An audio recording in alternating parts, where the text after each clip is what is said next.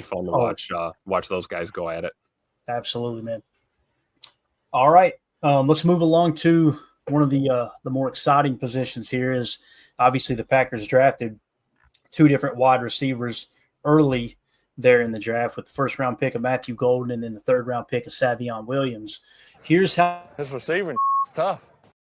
Here's how they have the receiving room stacked up right now. Okay, so they've got left wide receiver Romeo Doubs, right wide receiver is Matthew Golden, and then in the slot Jaden Reed. Now we all know you've seen it with Matthew Golden out at Texas, and when we done the chalk talk and broke down the tape, he's moving from the slot to outside, from the outside inside of the slot. Like there's a lot of situations where he'll line up in the one or the two and end up in the opposite by the time the ball is snapped. In some cases, all the way across the formation with that cheat motion that Matt LaFleur likes to run at the NFL level as well. So I kind of see Matthew Golden and Jaden Reed as interchangeable in that regard. And it's really going to cause problems for defenses to be able to key in on what Matt LaFleur wants to do there. So the second string, they have Savion Williams at left wide receiver, and kind of look at the left as the X, even though they're saying left receiver, kind of look at it as the X and the right as the Z. Okay. And that's why I was so adamant when we were going through the draft process, when we we're talking about Matthew Golden, Emeka Egbuka, all these guys, like they can play Z. And it's obvious that our lads kind of agrees with that here. So Savion Williams will be your backup X. Christian Watson would be your backup Z. Of course, they've got him in the red because he's going to start the season on injured reserve, probably won't be available until November. And they got Dontavion Wicks as your backup slot. I think that's accurate. Of those three receivers, Dontavion Wicks would definitely be the one to play the slot position. All right. Next, going into the third string, they've got Malik Heath as your X, Julian Hicks as the Z, and Mecole Hardman as your slot receiver. And then, there's your camp battle to watch right there. Absolutely. You can kind of see it come into focus when you look at it on a depth chart like this. Yep. Cornelius Johnson will be your fourth string X. Tulu Griffin would be your fourth string Z, and Bo Melton would be your fourth string slot, which we talked about that. Like he is, you could tell they really wanted to work him into that F position whenever Jaden Reed was not on the field, because he's got that kind of speed and that dynamic aspect to his game. So we'll start with you this time, Jacob. Looking at this depth chart here, how do you feel about it, man? I mean, they're projecting Matthew Golden. Look, he's going to be on the field in 11 personnel right out of the gate. And the thing that sticks out to me is kind of Mecole Hardman being in that third string role. You know what I mean? Which Christian Watson being in the red, you'd like to think Dontavion Wicks would probably kick into the X or the Z, and then Mecole Hardman would just jump up to slot, giving you those initial 6. You know what I'm saying? Yeah. You guys know how much I love drafting wide receivers, but even just with drafting 2, it creates quite a traffic jam up in here. And even if they were to take 7, even if they were to keep 7 wide receivers, which I believe is very unlikely, even if they were to keep 6, which I think is unlikely, but I think this year they're going to have to keep 6. Christian's obviously off the board for the start of the season. I agree with maybe that. To me, it just, when I look at this grouping, there's a lot of talent at that back end. The idea of letting Malik Heath walk is troublesome. Mecole Hardman seems like he's very interested in becoming a Packer and staying in Green Bay. Bo Melton, I think that might be, like Tim said, the biggest battle right there is between Mecole Hardman and Bo Melton to be possibly, I think, would be the 6th or 7th wide receiver on this list. If you take Watson off, maybe you can sneak one more on there, but it's who would you do, Tim, if you had to take your top 6 without Watson? Who would you go with? Without Scoot? Yeah. I'm going, oh boy. That's tough, man. Tough. I'm probably going Matt Golden, Savion Williams, Reed Wicks, and Rome. And then if we kept 7, it'd probably be Mecole Hardman or really, that's what I'm watching is Bo Melton, Mecole Hardman, Malik Heath, those 3. Is there a scenario where only one of them sticks around, And then you look at Julian Hicks. Julian Hicks was a guy who kind of popped towards the end of camp last year, if you remember. He looked really good out there. That's a guy that could kind of creep up into consideration here as well. But I guess those would be my 6, man. Just super early, right?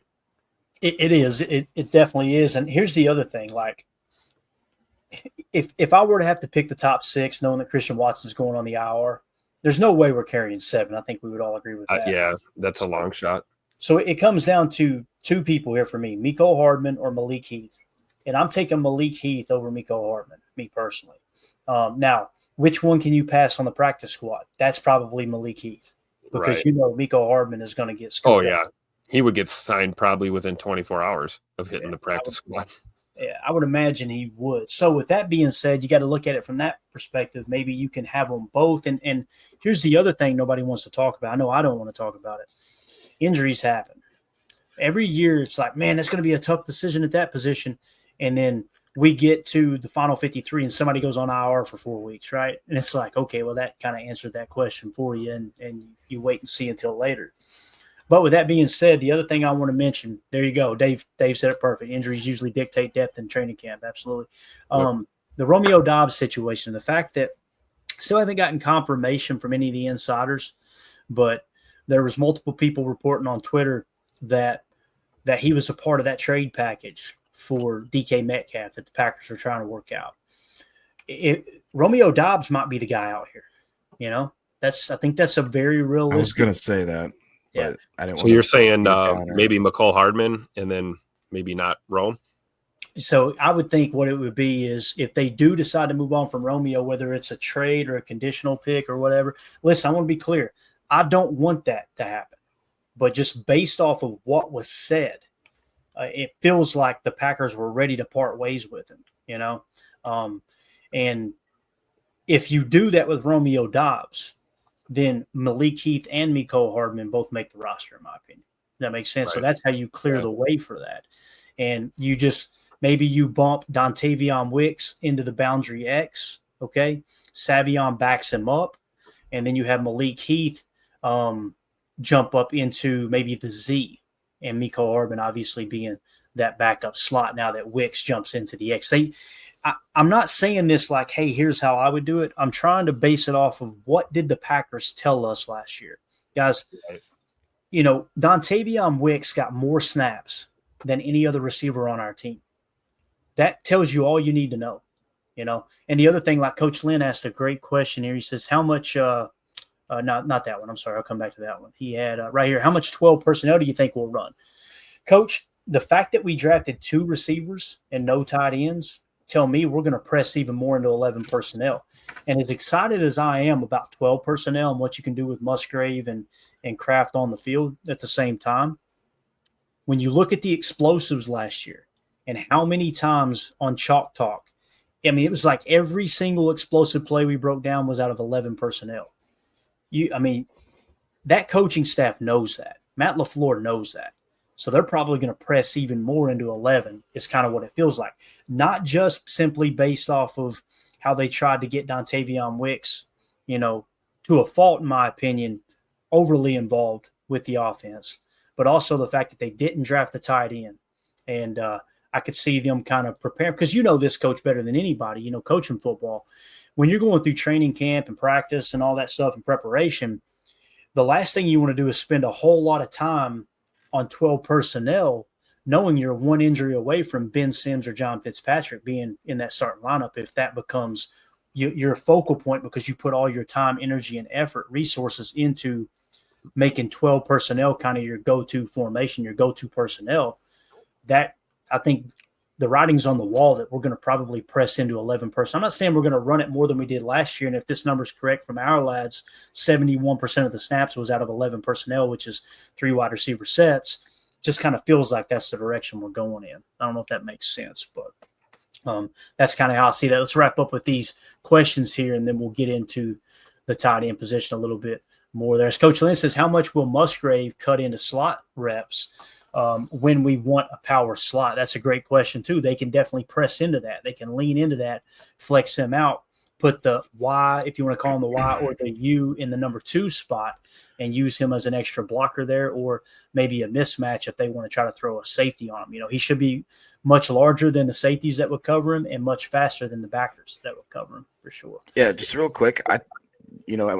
not that obviously coach knows 10 times more about football than I know, obviously, but just I've seen a lot of people saying stuff about like how they want to put Musgrave in the slot. But if you watch a lot of the stuff last year, like, dude, Tucker Kraft, they put him in a lot of different areas. And when he got the ball, that guy moves really, really well.